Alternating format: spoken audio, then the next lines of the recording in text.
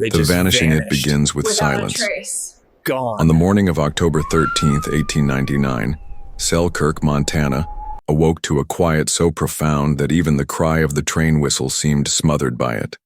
Inside the towering Thornfield mansion on Maple Street, 7 bedroom lamps remained unlit, 7 neatly folded gowns hung untouched, and 7 beds lay smooth and undisturbed. The sisters who should have filled those rooms with laughter, quarrels, and voices raised in song had vanished, as if the very night itself had devoured them. Their absence was not simply noted, it crashed over the town like an avalanche of dread. Housewives stood slack-jawed at their windows, workers filing to the mines crossed themselves, and Sheriff Harding, when summoned by a screaming housekeeper, would later write only 3 words in his trembling notes: "This is impossible." What followed is not just a local legend stitched from frontier fear. Documents sealed for decades, testimonies buried under layers of official silence, and the whispers passed down through families all point to one conclusion: Selkirk was no ordinary town, and the Thornfield sisters' fate was no simple tragedy. Their disappearance was the trigger for a conspiracy that reached far beyond Montana's mountains, into the hidden machinery of power, greed, and human cruelty. The Thornfield sisters were the crown jewels of Selkirk. Gabriel Thornfield, a widower, merchant who had dragged his girls westward after his wife's death, turned a modest supply wagon into an empire of trade. The townsfolk watched, breath held, as the man raised not just a Victorian mansion from the frost-bitten soil, but also raised daughters who seemed destined for greatness, and each sister carried her own flame. Margaret, bright and commanding, molded children with her pioneering teaching methods. Catherine, the artist, captured Montana's mountains in strokes of oil and color that breathed more life than the land itself. The twins, Eleanor and Elizabeth, ran a seamstress business so skilled that brides walked miles for their gowns. Sarah, ever serene, lifted congregations to ragged tears with her hymns. Grace, younger and sharper, sliced through numbers and accounts like a surgeon. And Rebecca, merely 14, was the town's laughter itself, so beloved she could hush brawling miners with nothing more than a smile. Selkirk adored them, perhaps too much. Because when beauty and talent gather in one place, envy soon finds a way to stalk. In 1899, Selkirk was barely 3 decades removed from wilderness, balanced precariously between rough-cut mining camps and a polished town aspiring to gentility. Silver wealth had unspooled tracks of the Northern Pacific Railroad through its heart. Days resounded with wagons half broken under ore weight, and nights flickered with the laughter of new money eager to spend. But gold dust easily hides the grit of corruption. Tensions boiled between miners striking for safe shafts and investors, who starved them for profit. Eastern capital carved fortunes from the mountains, and whispers of strange businessmen disembarking from midnight trains grew steadily louder. And Gabriel, silent, watchful Gabriel, hosted many of those men in his study. Neighbors saw the curtains drawn at unnatural hours, figures in tailored coats slipping from the mansion before dawn. The smell of polished leather baggage lingered on the air, alien to the miner's rough world. More unsettling, Selkirk families began to whisper of daughters claimed by sudden opportunities in faraway cities. Letters followed, brief and stilted, before communication snapped like a severed wire. The Thornfields ignored the gossip. What did it matter when the townsfolk adored their sisters, when the local children clutched Margaret's lessons, and when Sunday sermons hung upon Sarah's voice? Surely prosperity had enemies. Surely Gabriel's success drew jealousy, not danger. But that autumn morning began to prove otherwise.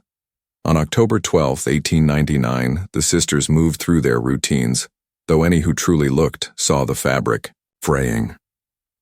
Margaret hurried through class, chalk striking clumsy on slate. Catherine stared at her easel but painted the same patch of the bitterroots relentlessly, brush strokes trembling. The twins leaned close over Mayor Harrison's daughters, hemline, whispering in rapid chains of argument that cut off the moment customers entered.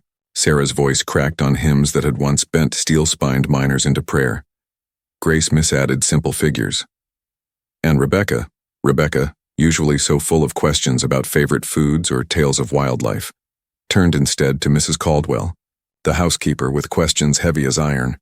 Have you ever lived far away from everyone you loved? Did it hurt as much as you thought it would? By evening, a pattern emerged.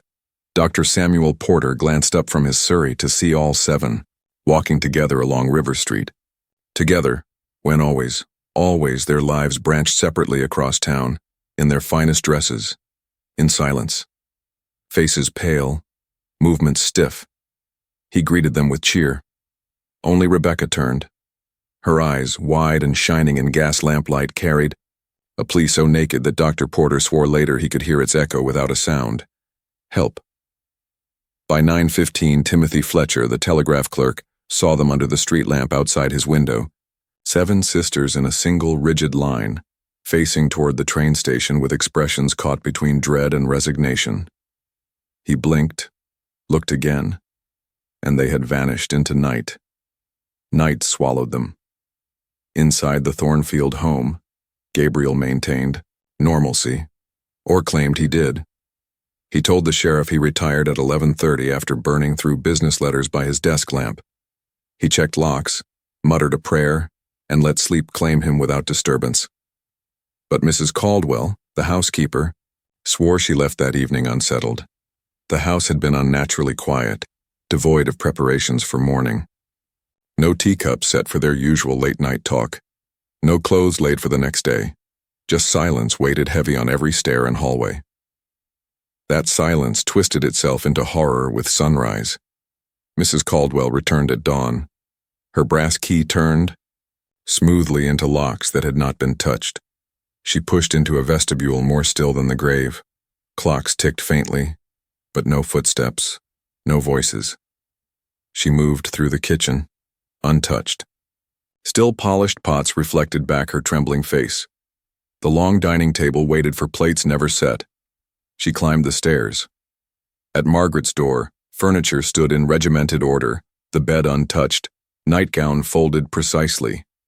But books were slightly shifted, lesson plans out of place. Someone had been there.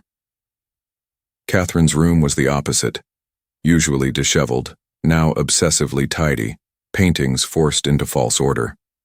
The twins' bureau drawers showed signs of rummaging. Grace's pencil shavings swept clean, Sarah's hymnals stacked too exactly, Rebecca's hair ribbons folded as no child would fold them. One by one, the beds bore no sign of sleep. One by one, their gowns hung untouched. 7 sisters. Nowhere. Mrs. Caldwell's scream drew half the town, and Sheriff William Harding's. Careful boots pressed across floors where no intruder could plausibly tread. Every door still locked from within. Every window latched. Soil outside soft with frost, yet unbroken by footprints. Everything screamed of deliberate search, yet no. Valuables gone, no jewelry missing, no coins disturbed. Rooms examined and restored, but always wrong in ways only the sisters themselves would have noticed. Drawers closed with subtle misalignment, brushes in unusual order, sheet folds too rigid or too careless.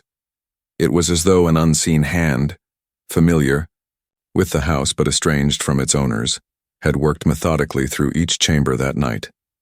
By evening, Selkirk's streets churned with rumors. Theories ranged from mass elopement to abduction by rail gangs or worse, the supernatural. Miners promised they'd seen Eastern men loitering near the station in days prior.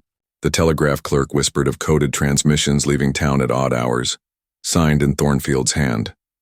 But without footprints, without broken locks, the sheriff had nothing but vanishings. Nothing except Gabriel's face. A man who claimed ignorance, yet who avoided the sisters' rooms when shown the evidence. And in Selkirk's tiny graveyard, 7 marble stones gleamed faintly in the moonlight. Stones Gabriel had ordered weeks earlier, before anyone knew the girls were gone. The revelation spread swiftly. 7 gravestones, each carved with a name and a date, not the date of their disappearance, but dates stretching into the future, like appointments already set. The echo of the missing. The Thornfield mansion, after the night of October 12th, was no longer a home. It was a wound. Sheriff Harding posted 2 deputies at the front gates, though no one could explain why. The sisters had not escaped nor returned. The locks were still unbroken. The grounds gave up no tracks, and yet Harding ordered it guarded, as if some fearful second act might erupt in its rooms.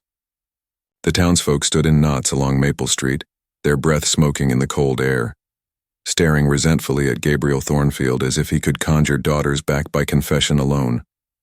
He didn't. He retreated inside, curtains drawn, lamps extinguished.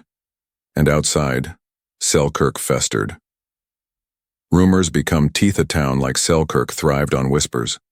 It was how miners learned where new shafts collapsed and how wives discovered who had gambled wages away at the saloon. For days after the sisters vanished, whispers coiled like snakes. Some swore they'd heard the girls boarding a late-night rail car bound east. Others insisted they'd been lured away by traveling theater agents. A widow pointed toward Bitterroot, Canyon, and spat that the woods themselves had taken them. The land resents anything too beautiful. By week's end, whispers sharpened into claws tearing at Gabriel's already ragged soul. If the sheriff's investigation had revealed footmarks, torn fabric, or signs of struggle, perhaps pity might have protected him. But nothing in the rooms suggested violence, only searching. Neat drawers out of order, jewelry boxes opened and reclosed like someone pretending tidiness but unfamiliar with its true architecture. Whoever entered, it felt rehearsed, coldly clinical. Selkirk began to wonder aloud. Did Gabriel himself play a role in their disappearance? They remembered the men in fine coats slipping into his study at ungodly hours, the coded telegraphs, the gold withdrawals from Selkirk's small bank, wealth that rose too fast with roots too shallow. For the first time since his spectacular rise, the mighty Thornfield appeared not as a tragic widower, but as a suspect. A federal arrival. By November, the case had grown beyond Selkirk's shabby courthouse. Headlines in Denver and Helena screeched, 7 sisters swallowed whole by Montana mansion. The Department of Justice dispatched Inspector Marcus Reed, a rangy man of clipped beard and hard eyes, whose reputation for crushing interstate gangs preceded him. When Reed dismounted at Selkirk's depot, the town gathered to measure him. He wasted no time on welcome. By sundown, he had demanded Gabriel's ledgers and the telegraph office archives. Unlike the sheriff, Reed was methodical, detached, surgical. He carried no sentimental loyalty to Gabriel or to Selkirk's odd prosperity. Rather, his gaze seemed to speak. I have seen this before. And it was never what the victims thought. Within days, he uncovered troubling certainties. Gabriel's store. Profits did not mathematically explain the mansion, the contracts, or the endless flow of money. A separate ledger, half erased, hinted at investment consignments from Chicago. Over 24 telegrams in August alone, signed by Thornfield, carried no English words, only scrambled numbers and ciphers. The town bank president, pushed under oath, revealed Gabriel withdrew enormous sums of gold around the exact week strangers visited Selkirk, perfectly timed like stage cues. These discoveries bristled with meaning. Gabriel was entangled willingly in something wider than business. Gabriel? Cracks Inspector Reed cornered Gabriel in his study late November, where heavy drapes turned midday into twilight. On his desk lay files, drawings, and a single candlestick, guttering in wax. Reed's voice was cool and precise. You made agreements. You didn't understand. Your daughters became your collateral. Gabriel thundered denials, but his face betrayed him, jaw set, a quiver running in the temple. Reed pressed on. This is not about money, Mr. Thornfield. This is about people, families misled, daughters taken. Do not imagine you're the first case I've seen, nor the last. The men who visited you travel states ahead of the law. They appear, promise, vanish.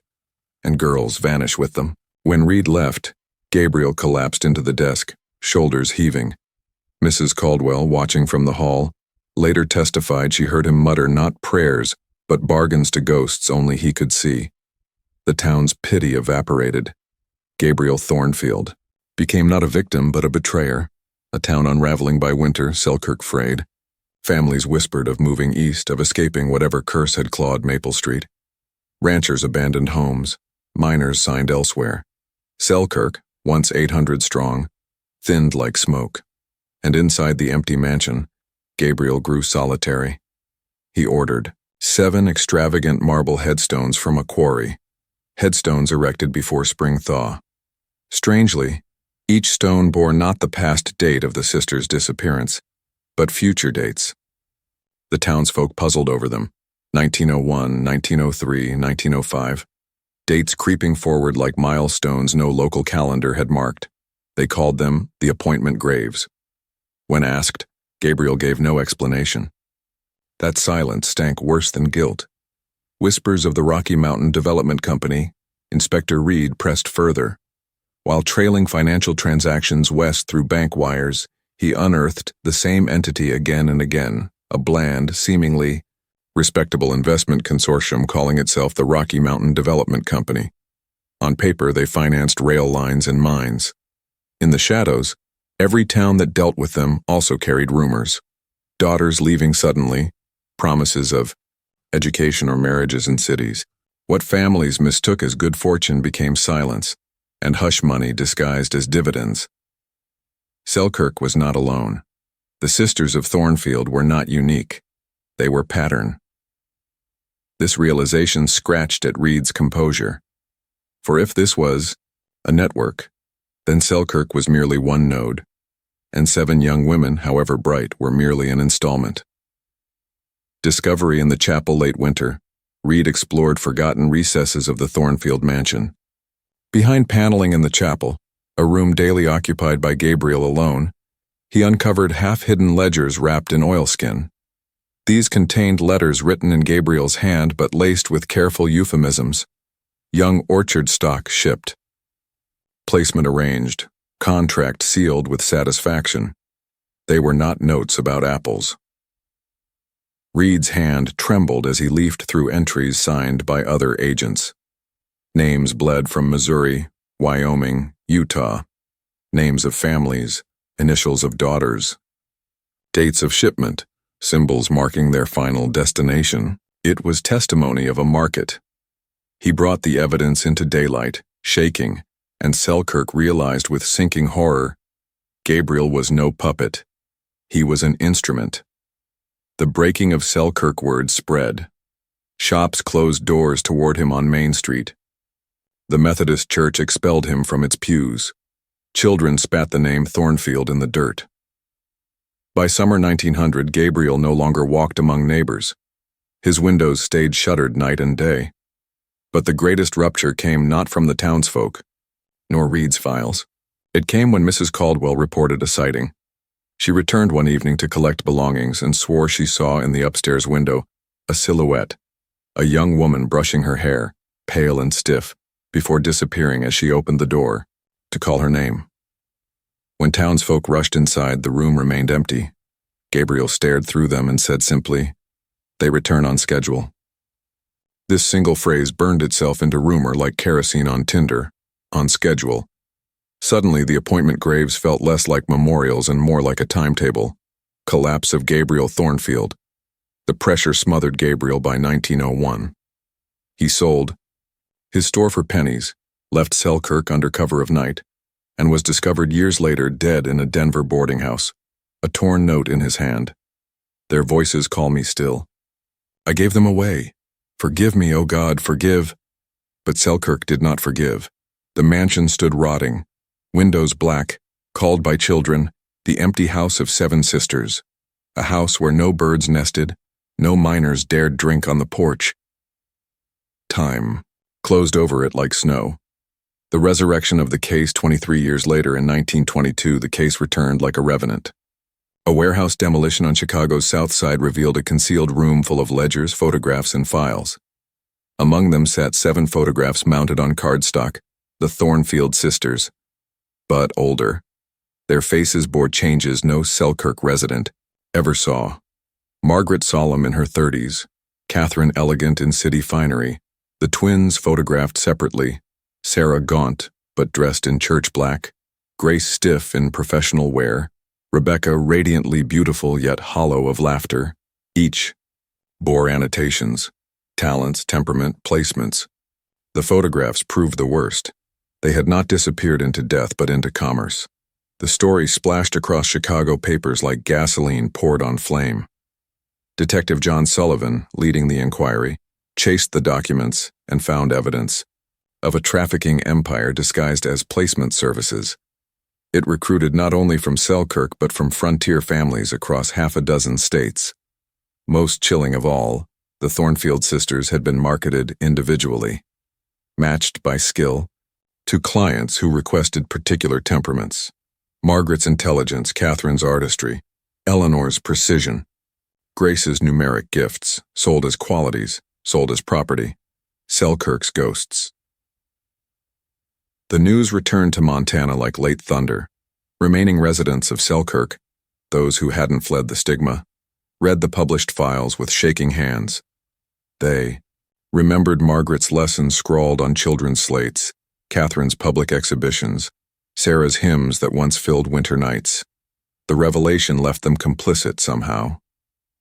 They had celebrated the Thornfields, basked in their shine, and now realized they'd been watching cattle being fattened for market under their very noses. The marble graves carried new meaning. They were not symbols of grief. They were marks of transaction dates. Gabriel had inscribed the appointments as if the stones could speak the truth he dared not say aloud, a truth carved in marble beneath the feet of everyone who walked through Selkirk Cemetery.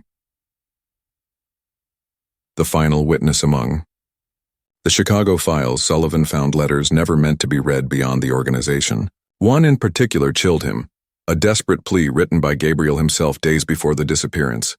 In it, he begged his handlers, "Do not require them all. It is beyond what a father may bear. Take what share I owe you, but leave me one child that my home not be hollow." He received reply in their cold cipher, full consignment demanded.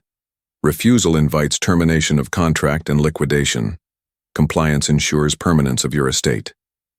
Selkirk had been built not on the Thornfield fortune, but on its ransom. But, among the filing cabinets in Chicago, Sullivan uncovered something else, an envelope unmarked, tucked out of order. Inside lay a thin sheet of paper bearing one scrawled line, unsigned but written in a woman's hand. The youngest never reached. Her appointment. She waits where the bitter root drinks the snow. Rebecca, the child who had looked back on River Street with eyes of fear, might never have left Montana at all, and the mountains never give up their dead lightly, where the bitter root drinks the snow. The 1922 discovery should have sealed the tale.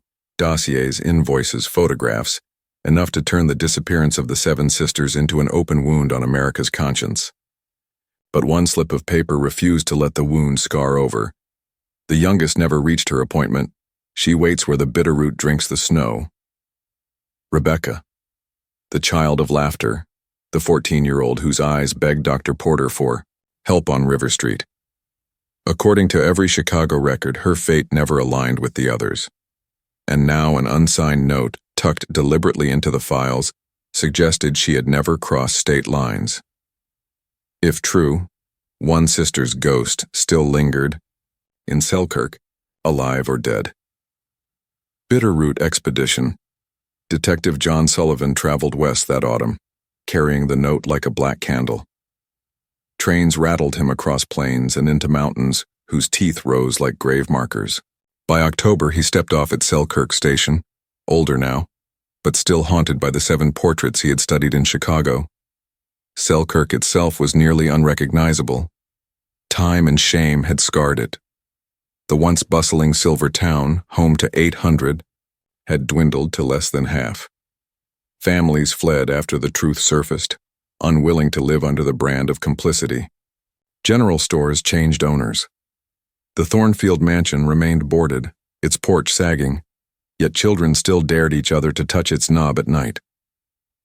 Despite 2 decades, the sisters' absence still clung, like perfume lingering in an empty room. And the Bitterroot Mountains loomed, scarlet with autumn maples and crowned with snow already eating down the slopes. Sullivan asked miners, trappers, loggers. Few ventured far into the gulches where meltwater carved ravines, and fewer still answered when he asked about old rumors. The Bitterroot Bride, they called her. A girl seen fleeting among trees, pale-faced, hair dark against snow, her expression forever half pleading, half angry. They spoke as if speaking too openly might tempt her to follow them home. The widow's memory. Among Selkirk's remaining elders, Sullivan found a crucial witness. Henrietta Walsh, once the Thornfields' neighbor. She lived now in a narrow clapboard house smelling of wood smoke and lavender sachets. She claimed that 3 nights after the disappearance in 1899, she saw Gabriel Thornfield carrying a small bundle across his lawn at dusk. He walked not toward town nor rail station but north into the tree line where the Bitterroot's tributaries ran. Behind him, Mrs. Walsh swore, stumbled a figure, thin, barefoot in the snow, skin bare against cold moonlight. A girl. She thought it Rebecca but never dared leave her porch. By morning, Gabriel returned alone, eyes hollow, clothing damp as if river water had soaked him. When pressed years later, she told Sheriff Harding, but he hushed her with words she never forgot. Widow Walsh, let ghosts lie where they settle. The river's mouth guided by Walsh's account, Sullivan rode horseback into the Bitterroots, a harsh skeletal landscape in October. Pines pressed close and daylight dwindled quickly in canyons. With him trudged a deputy from Missoula, uneasy, but duty-bound. On the 3rd day they reached a wide stone hollow where meltwater plunged into shadow, disappearing beneath a frozen overhang of rock. A natural siphon. Locals called it the river's mouth, warning children never to play there, for once swallowed by that current, a body would vanish beneath mountain stone forever. At the cave's rim, Sullivan found what he feared. A rusted fragment of bracelet chain embedded in rock, small, child-sized. The deputy whispered, "It's her, isn't it?" Sullivan pocketed the fragment, but a deeper chill ran through him. The ground bore faint marks, shallow carvings, maybe from pocket knife or stone. Weather-worn but legible, he crouched, tracing the grooves. They formed letters. Not gone, waiting. No one could say whether Rebecca carved them before death or whether the mountain itself had learned to write.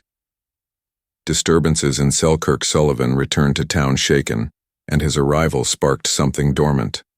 Within weeks, Selkirk reported disturbances. Schoolchildren claimed to see a girl in white peering through windows, tapping softly before vanishing. A shepherd's flock stampeded after he glimpsed a figure standing waist-deep in the river without sinking. Reverend Atwood, now aged and broken, stumbled from his empty church screaming, 7 voices singing without mouths. Most chilling, some swore the 7 marble headstones in Selkirk Cemetery had shifted orientation overnight, angled not east toward morning, but north, pointing as one toward the Bitterroot Gorge. Sullivan's revelation. Sullivan compiled his notes, matching Selkirk folklore against Chicago files. The truth clawed its way through. The 6 older sisters had indeed lived and died far from Montana in lives half enslaved, half disguised. But Rebecca's appointment had faltered. Gabriel, cornered with threats from his handlers, had taken her himself into the Bitterroots, whether to hide her, to kill her, or to spare her from the network's grip. History refused to clarify. But the timing of the disturbances, sightings aligning with the very dates chiseled on the cemetery stones, suggested something impossible. Each year, on her sister's appointed dates of marriage or death, Rebecca's presence stirred in Selkirk, as if tied not to her own life but to theirs. Did she die by the river's mouth with her spirit shackled to the fate of her siblings? Did Gabriel, in an act of despair, sacrifice her body to the mountain to obscure his crimes? The only certainty was that the Thornfield tragedy was not confined to Chicago's ledgers. It seeped into stone, snow, and the marrow of anyone who stayed too long in Selkirk. The final night in November 1922, Sullivan kept vigil alone in the cemetery. Snow fell, wind hissing through iron gates. He aligned his watch, one of the future. Appointment date struck midnight. The graves groaned. Stone seemed to flex against frost. And from Maple Street, through muffled storm, came the sound of feet, not 1, but 7 pairs, in unison. Sullivan swore he saw them, 7 shadowed, forms moving with rigid poise, gowns fluttering though no fabric caught snow. They processed toward the cemetery, aligned before their marble names, And there behind them stood the smallest, Rebecca, her features pale and strained, her eyes endlessly the same as Dr. Porter had once described, pleading. But as Sullivan staggered nearer, she lifted her hand not toward him, but toward the Bitterroot ridgeline, the place where water plunged and stone drank snow. It was no plea. It was a command. Join us. Finish the ledger. The storm rose. When morning struck, Sullivan was found unconscious on the frost, eyes wide, whispering, "She waits still. She waits beneath."